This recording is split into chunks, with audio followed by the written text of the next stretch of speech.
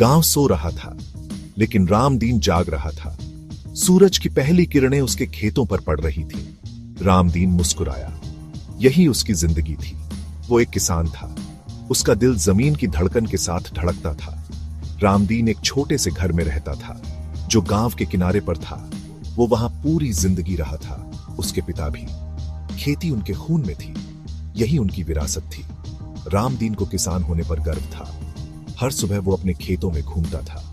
पैरों के नीचे नरम मिट्टी, हवा की सरसराहट, चिड़ियों की चहचहाहट, यही उसके साथी थे। उसके खेत उसकी दुनिया थे, उसकी जिंदगी। रामदीन अपने काम में सुकून पाता था, संतुष्टि पाता था। खेत उसे खाना देते थे, उसकी जिंदगी को अर्थ देते थे। वो जानता था कि वो एक बड़े मकसद से जुड़ा है, अपने परिवार को खिलाना, अपने गांव को खिलाना, अपनी जमीन को खिलाना। रामदीन बहुत सी फसलें उगाता था। सुनहरा गेहूं हवा में लहराता था। हरे भरे धान के खेत धूप में चमकते थे। वो दाल, राजमा और चना उगाता था। सब्जियां भी उगाता था।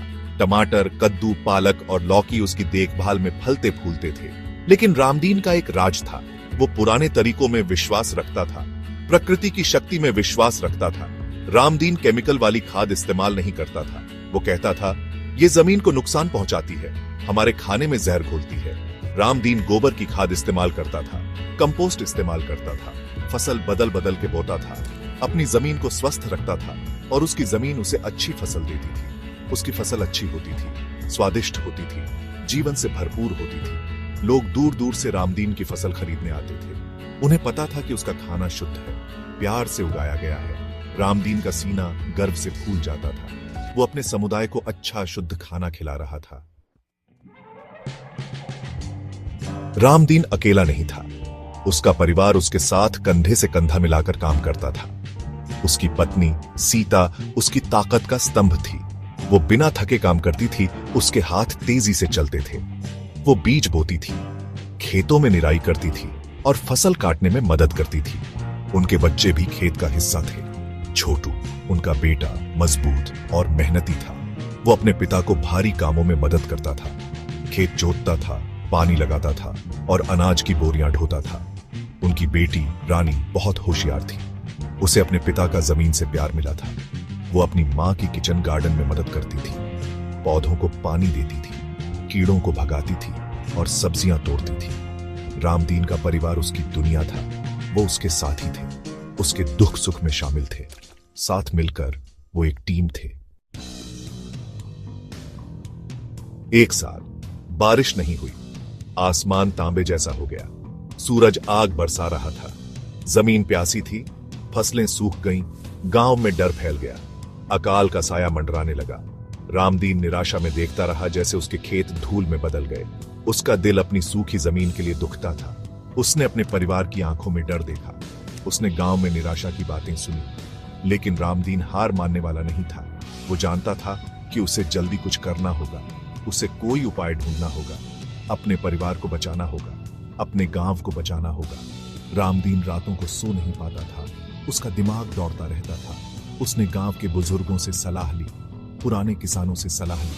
आखिरकार उसे एक योजना सूझी। ये एक जोखिम भरी योजना थी, लेकिन यही उनकी आखिरी उम्मीद थी।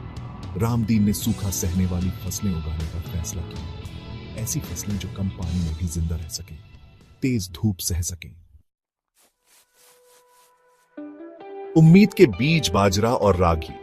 रामदीन ने अपने परिवार को इकट्ठा किया। उसने अपनी योजना बताई। उसने बाजरा और रागी के बारे में बताया, पुराने अनाज जो सूखे में भी उग जाते हैं। उसने उनके पोषण के बारे में बताया, उनकी सहन शक्ति के बारे में बताया। सीता और बच्चों ने ध्यान से सुना। उन्हें हालात की गंभीरता समझ आ गई। उनके अंदर भी अपने पिता जैसा हौसला था। वे इस मुसीबत का साथ मिलकर सामना करेंगे। रामदीन ने अपने गहने बेच दिए। उसने बाजरा और रागी के बीज खरीदे। उसने उन्हें ध्यान से बोया। जो थोड़ा पानी था उससे सींचा। उसने ऊपर वाले से दुआ मांगी। दिन हफ्तों में बदल गए। सूरज की तेज धूप जारी रही, लेकिन सूखी जमीन के बीच एक चमत्कार होने लगा। जमीन से छोटे छोटे हरे पौधे निकलने लगे। बाजरा और रागी सूखे को हराकर आसमान की ओर बढ़ने लगे। रामदीन की कामयाबी की खबर आग की तरह फैल गई। किसान चिंता से भरे चेहरे लिए उसके खेतों में आए। उन्होंने अपनी आंखों से चमत्कार देखा। उनके दिलों में उम्मीद जगी। रामदीन ने उनका खुले दिल से स्वागत किया। उसने अपना ज्ञान बांटा, अपने बीज बांटे। उसने उन्हें बाजरा और रागी उगाने के तरीके सिखाए। उसने उन्हें हार न मानने के लिए कहा। रामदीन की हिम्मत से प्रेरित होकर गांव वालों ने उसका साथ दिया। उन्होंने बाजरा और रागी बोया, अपने खेतों की देखभाल की। गांव जो कभी निराशा में डूबा हुआ था, अब गतिविधियों से भर गया। अगले साल बारिश हुई, जमीन खिल उठी, नदियां बहने लगी। गांव ने सुकून की सांस ली। रामदीन की हिम्मत ने उन्हें बचा लिया था। उसने उन्हें रास्ता दिखाया था। गांव खुशहाल हो गया। बाजरा और रागी की फसल अच्छी हुई। सबके लिए पर्याप्त अनाज था। रामदीन के नेतृत्व के लिए आभारी गांव वाले उसे सम्मान की नजर से देखते थे। लेकिन रामदीन संतुष्ट नहीं था। वो अपने गांव के लिए और चाहता था। वो प्रगति चाहता था, समृद्धि चाहता था।